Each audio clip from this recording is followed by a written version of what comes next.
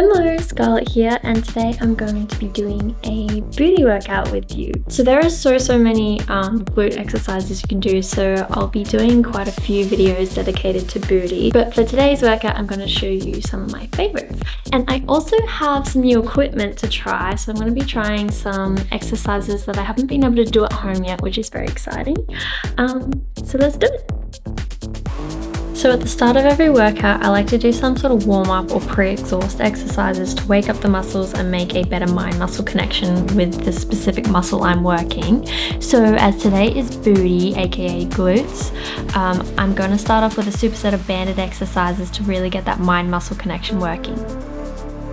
So starting with seated band abductions, so sitting upright just at the end of a bench or a box, you want to place the band just above your knees, then foot placement at least hip width apart or until you feel good tension on the band. Then squeezing your glutes, you want to spread your knees outwards with a steady speed and hold slightly, and then bring the knees back into the starting position. Remembering when bringing the knees back together, don't let tension slack off the band. 15 to 20 reps in this position, and then I wiggle back on the bench a little and lean backwards by placing my arms and hands behind me, and then I repeat for another 15 to 20 reps. The main focus here is to be squeezing the glutes constantly throughout the movement and get a good burn. And I find that 15 to 20 reps is the sweet spot for me, but do more if you're not getting a good enough burn. I did actually switch from the box I was sitting on to a bench just so I could get my knees and legs at a more 90-degree angle, which hits the glutes a lot better. So if you can, try and find something that you can sit on that gives you a 90-degree angle from your knees to your legs. Okay, and then for the other exercise in the superset is the banded crab walks. Okay, these are not the technical name, though when I used to PT, this is what I used to tell my clients, as it's an easy way to remember as well. You look like a crab while doing them. This exercise is basically a side step which engages your glute muscles. So start by placing the band around your ankles, then your foot placement should be at least hip width apart, but go wider if you're not feeling the tension on the band. Same with abductions, the most important part of this exercise is to feel tension against the band at all times.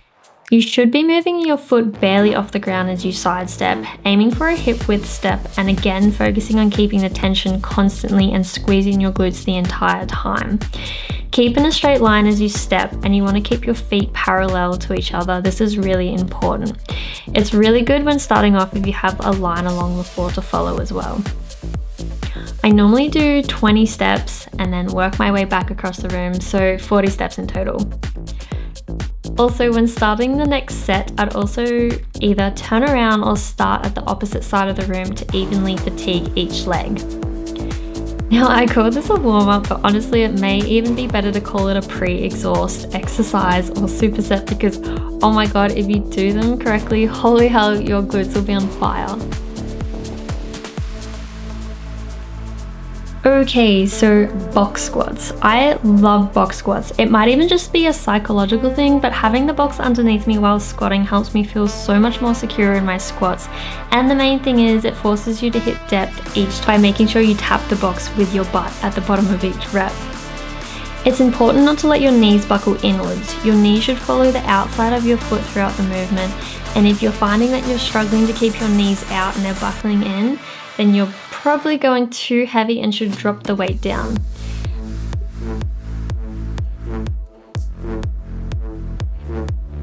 The goal is to find a weight you can do 10 to 12 reps with the last few reps being quite difficult to do.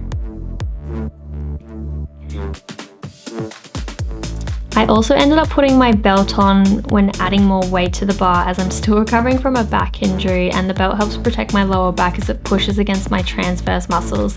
However, it's very important not to use a belt all the time so you can train those muscles and get them strong. Foot placement, I normally go hip to shoulder width apart with toes pointing slightly outwards and making sure your back and shoulders are locked in place.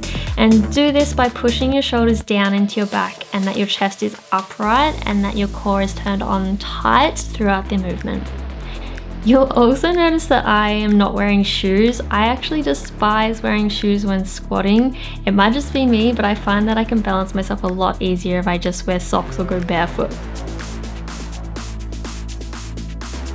Okay, landmine squats. I actually had to take my jumper off for this, but I was leaving it on because I was severely burnt on my back and I knew that would have killed my back having the bar on it. But for this exercise, I was okay. But I've just started doing landmine squats and I am in love with them. So these are great for targeting the lower section of your glutes and making you stronger in the bottom of your squat as well.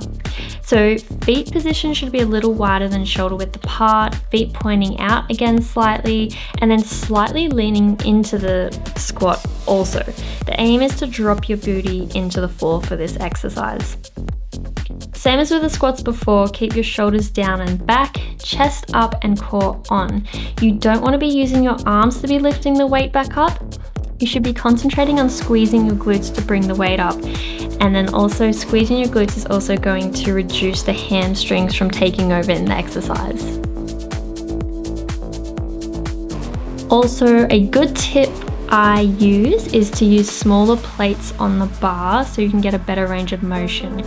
Or you can stand on blocks or steps, obviously you need two, so that the weights don't hit the ground. This exercise is also a really good alternative to the kettlebell or dumbbell sumo squat. I find that I lose my grip strength before I can go too heavy on these. So using the handle with the bar makes it really easy to up the weight without losing grip strength.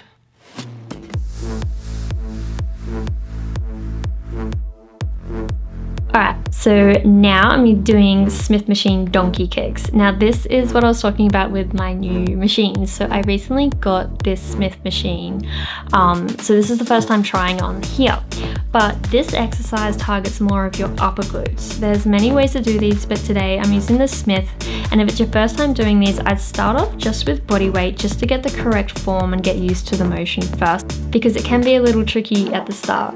But you generally don't need to go too heavy with this exercise anyway. Instead, focus on really squeezing and contracting the upper glutes.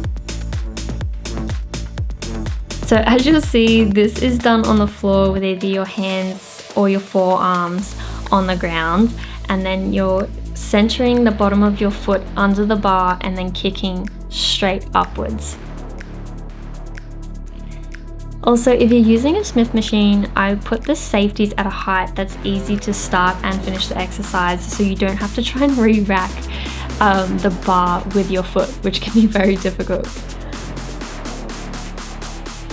So a tip with these especially is to try not to arch your back during the movement. You want to keep your back as straight as you can. Concentrate on squeezing the glutes and do not overextend your leg when you're pushing upwards. You want to stop when you really feel that peak contraction in your upper glute and don't go past that.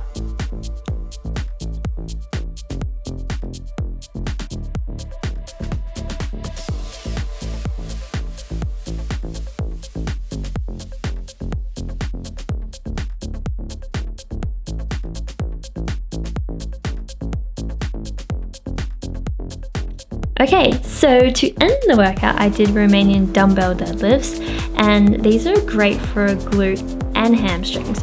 However, they can be modified to target one muscle more than the other, and I find if I stick my booty out more, I engage hamstrings a lot more than I do booty. So today I focused on going straight down to hit more of my booty, and I kept my foot placement closer together. And then same with the squat, you want to keep your shoulders and back locked in, core on and chest up as you go through the movement. And also it's important to know that your arms shouldn't be moving. It's not your arms that pull the weight up, it's the hinge at your hips and the squeezing of the glutes which is going to pull you back up. Also, my tip with these is to keep the dumbbells as close to your body as possible. They should almost be scraping your legs. Obviously, not so it hurts, but that's as close as you want to have them.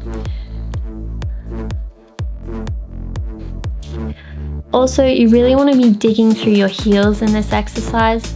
So really pushing through the floor with your heels and squeezing those glutes is going to give you a really good burn.